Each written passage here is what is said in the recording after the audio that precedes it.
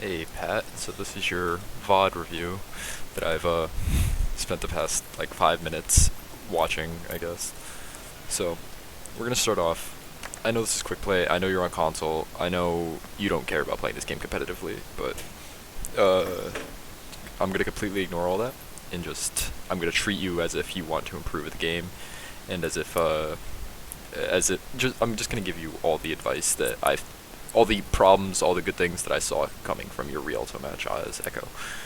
So for starters, the main things that I'm going to be looking at over this, at least from what I saw, was your high ground control, how well you know how to play Echo, and your target focus. I feel that those are your three biggest issues. So just a brief overview of how Echo should be played. Echo's a flank-ish character. Like, she's no tracer, she's not going to go in the back line of this team and play flank sides, but she could definitely be looking to pick off anyone that gets split off. She doesn't need to be focusing the tank. She could be looking to control high ground, looking to just pick off, especially this turret. This turret that this Torb had should not have been a problem for you guys at all, thanks to you. You could take out turrets. Yeah. So let's just get into it. So first up, this is going to be a little bit. This is your first death. So let's review. So see, I know you saw that, you got him low. That was a good save on the Lifeweaver's part. But we're gonna speed up here. So she aggresses again, she gets a little bit focused. Here. This is not what you do. We both saw the ante. I know what you're thinking. You're thinking, yes, I can get this kill. Let me get this kill in the tank. Even if it costs me my life, I can get this kill, and we'll be up because they'll be down a tank and we'll be down an Echo. But sure, you need to overall be looking at what the rest of their team is doing. Where are they positioned as well? They have both supports in this side room. Weaver's not really going to be able to help. Brig is kind of going to be able to help, but Brig still has good sights on you. This turret is going to be able to see you, and this Torb is 100% going to be looking at you. Widow right here is also kind of looking at you guys down main.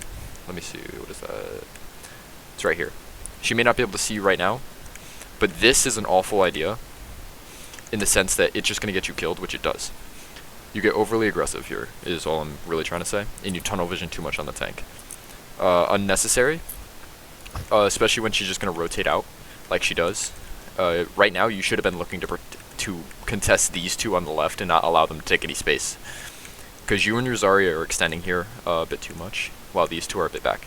Sure, Ana can be in the back, but you two extending forces Mercy to put herself into an awkward position, especially knowing that the Weaver is in this position.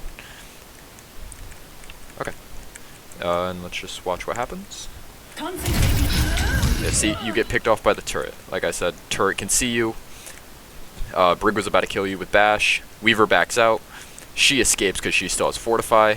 And Torb was shooting at you anyways. Okay. So that's the first thing.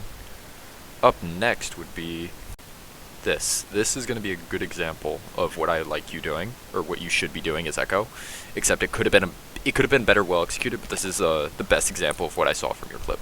So, let's see. Yes, you're playing high. Good job keeping out of their distance. They're playing two close range characters. Now right here. See, you spot the Torbjorn, who's backing away and splitting himself off from his team. His Brig's barely going to be able to help him, and this is a great pick that you get right here of a character playing split. And then you're going to turn around and do some nice stuff as well. And then you focus the Brig next because she is the next target in the order. And then sure, she's able to escape, but just unfortunate. That was a good example of focusing split targets and focusing the right targets instead of tunnel visioning onto the tank. Okay. This next clip is going to be, or this next play that you make is actually going to be one of the major things that I want you to be looking at going forward. This is where you implement your pressure and where you position yourself going into future fights. This is the main reason I say know your character, because we're just going to watch real quick. So sure, you had the right idea by doing this, but where should you be positioned based on where the rest of your team is going forward? So say we have your Widow and your Mercy up here. We have your tank and your Ana down on cart. Yeah, just ignore the Ana positioning. And we have you over here. The issue, this is right target focus, but the issue isn't this. Your positioning is fine, but your positioning, but what you decide to do after this is not fine. So you don't commit. You don't commit to chasing this Lifeweaver up the stairs. So it leads to you need to spend like 2 to 3 seconds rotating up top, and a use of your flight ability to get up to this, to get up and help out your Widow who has now lost her Mercy. The way you could have positioned this better is if you were already playing up top, or if you decide to commit to the Lifeweaver in pressure and at least gotten him picked. Because these two aren't, she's easily forced out. The second most Sombras take damage, she'll force herself out. And Orisa, against you, both of you, with no healing, is kind of a lost fight for her. So, in the future, either have yourself positioned up top on the high ground over here, or just in general in any situation. That would have allowed you to assist with the Mercy not getting killed by the Sombra. And it would have assisted with, yeah, it just would have helped the Mercy not get picked. Or, if you are already down here and you didn't realize that you need to rotate up top, commit to taking out the Lifeweaver right here. Commit to this Lifeweaver kill instead of backing out. So we'll go back. Let's finish up this clip. You do end up getting that kill, which is nice.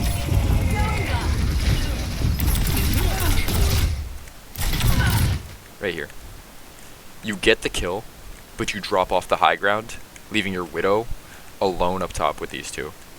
We were aware, or not even just the Brig. You still left her up top with the Lifeweaver, who we were aware Lifeweaver does a lot of damage. So you have to be more cautious when doing that next time. I know you were low, but you should have been quicker with rotating back up. Because if we go back to about 20 seconds, see, you drop off. Oh, see, either commit to that kill, or have already been rotated up top.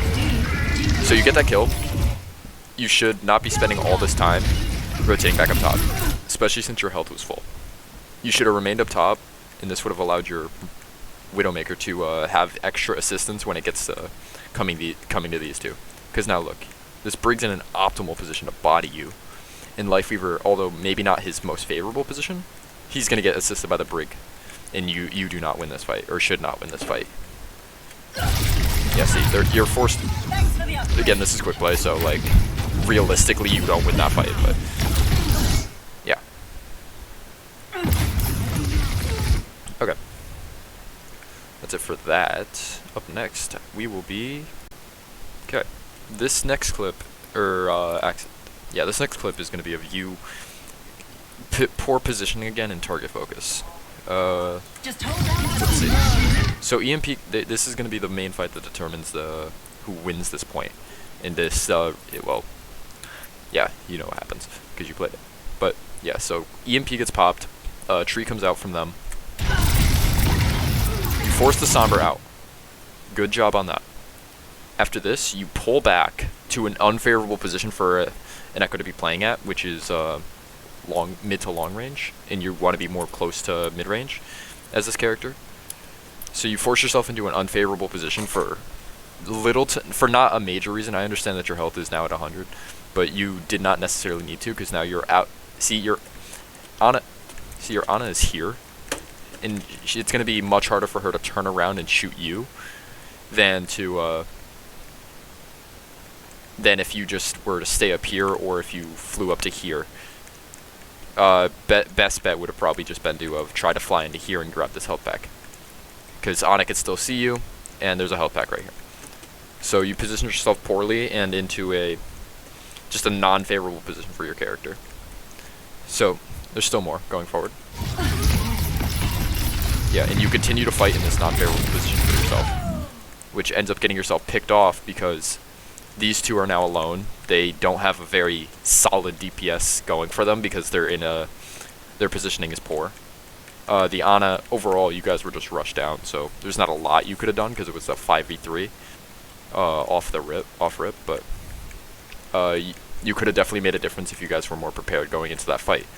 If you were holding high ground off the start instead of holding down main, you could have made a difference because you could have pressured. You could have been ready for the Sombra to come in and EMP. You could have been ready to jump this Hanzo when he moves in on you. You're just overall just your positioning. You positioned poorly, which ended up getting yourself killed. Okay. Okay. This last clip is a little bit deeper into the a little bit deeper and more close to the end. One of the last fights you have, not even necessarily the fight. So you guys have already cleared point at this point. So we're just gonna watch. Hello. Where should you be right now? Is this a favorable position for an Echo from what we've seen already in this video? The answer is no. A more favorable position is to hold up top again, like always. Holding the high ground is Echo's. Not even just Echo, just as a DPS character, you should be looking to control high ground. Controlling this area of the map up here is very valuable for your team. Because if they were to just rotate up and look to hold this area, they could. This bottom area becomes a death room for anyone on your team. They now can oversee this high ground, or this entire lane, without really being contested too much, unless you guys were to decide to rush them as a full team. It gives the enemy a lot of control, which is why high ground is very valuable. But what you do instead is just you continue to hold main, and again position yourself poorly. Sure, I'm not gonna say go up here like I just said. You want to be a more close range with this character. I'm not gonna say go up here and start pressuring them out here. That's not a smart idea. You're very much overextended in that position. So what I'd rather say is just you play up here, play around these walls instead, and wait for them to move into this area right here.